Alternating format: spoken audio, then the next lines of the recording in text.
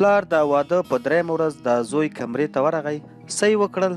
پښتون ټایم کې مو په سلامونو هرکلی کوم. دوستانو یوه ډیره په زړه پورې او له فن نه ډکه قصه در سره شریکوم.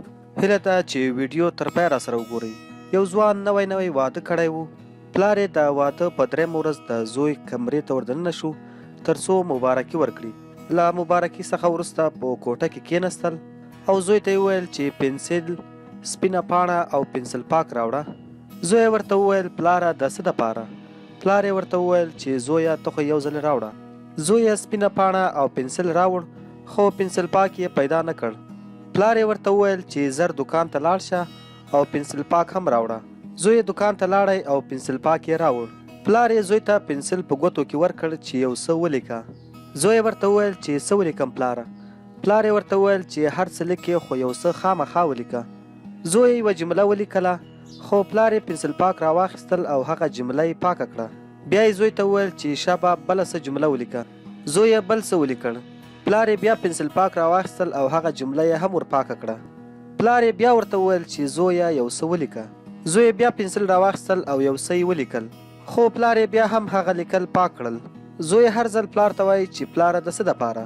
بس پلار ورته د لیکلو امر کوي.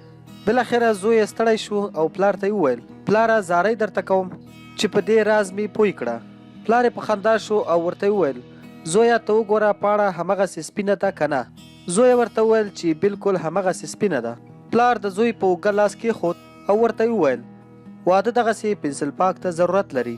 که ته په ګډ ژوند کې د میرمن لخوا د ځینو حالاتونو او ستونزو د پیښېدو د صفاوالي لپاره داسې پنسل پاک ونه لرې او همدارنګه د میرمن ستا لخوا د ځینو شکایتونو د پاکوالي لپاره یو محوه کوونکی حالت، نو د ګډ ژوند دغه سپینه پاڼه به ډېر ژر له تورو کرښو څخه ډکه شي. خوشحالي به مو په غم، مینه به مو په نفرت او ګډ ژوند به مو په جدایي بدل شي. دوستانو له کورني ژوند پرته هر څوک باید یو پنسل پاک د ځان سره ولري چې په چاپیریال کې د کومو غلطیو یا د چا د تیروتنو سره مخ کیږي باید د ذهن پاڼه یې بیرته پرې صفا کړي، نو ژوند به یې ښکلی، خوشحاله او پاک تیریږي. هیله ده چې ویډیو به مو خوښه شوې وي. ډیره مننه کوم چې ویډیو مو تر پایه را سره وکتله. د نورو داسې خوندورو او معلوماتي ویډیوګانو دپاره زموږ چینل پښتون ټایم همدا اوس سبسکرایب کړئ. تر بلې ویډیو مو په لوی او بخښونکي رب سپارم.